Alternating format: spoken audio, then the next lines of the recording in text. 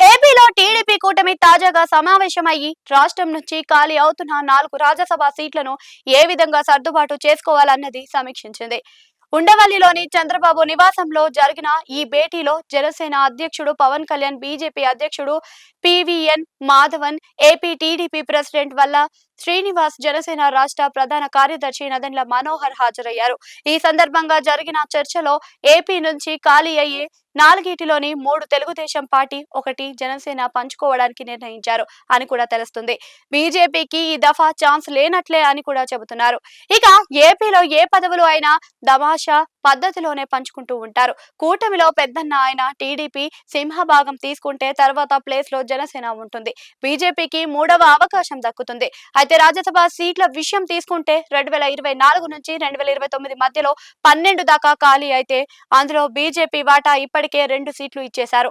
ఆ విధంగా ఆర్ కృష్ణయ్య గోదావరి జిల్లాల నుంచి ఒక నేత ఎన్నికయ్యారు. ఇదే సమయంలో టీడీపీ గతంలో 2 తీసుకుంది, ఇప్పుడు 3 తీసుకుంటుంది అని. ఇప్పటిదాకా ఒక ఛాన్స్ కూడా దక్కని జనసేనకు తొలిసారి ఒక సీటు ఇస్తున్నారు.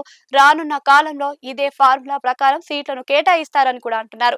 ఈ లెక్కన జనసేన రాజ్యసభ సీట్లు వస్తాయని, బీజేపీ వాటా కోటా కూడా పూర్తి అయినట్లే అని అంటున్నారు. మొత్తంగా 2029 ఎన్నికల ముందు దాకా జరిగే రాజ్యసభ ఎన్నికల్లో లభించే సీట్లను మరో భాగంగా మరో 2 జనసేనకు దక్కుతాయని కూడా అంటున్నారు. ఆ మిగిలిన సీట్లు టీడీపీకి వస్తాయని అంటున్నారు. అంటే ఈ టర్మ్ లో బీజేపీకి రాజ్యసభ సీట్లు ఏపీ నుంచి దక్కేది ఉండదని తెలుస్తుంది. 2028లో చూస్తే మరో 4 సీట్లు ఖాళీ అవుతాయని అంటున్నారు.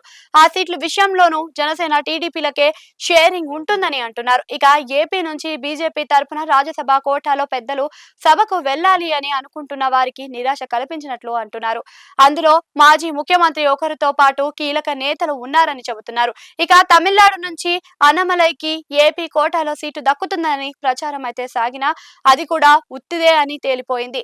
బీజేపీ సైతం ఏపీ విషయంలో పెద్దగా ఒత్తిడి చేయదలుచుకోలేదని అంటున్నారు. దాంతో టీడీపీ నుంచి ఈసారి 3 రాజ్యసభకు నామినేట్ అవుతారు అని కూడా అంటున్నారు.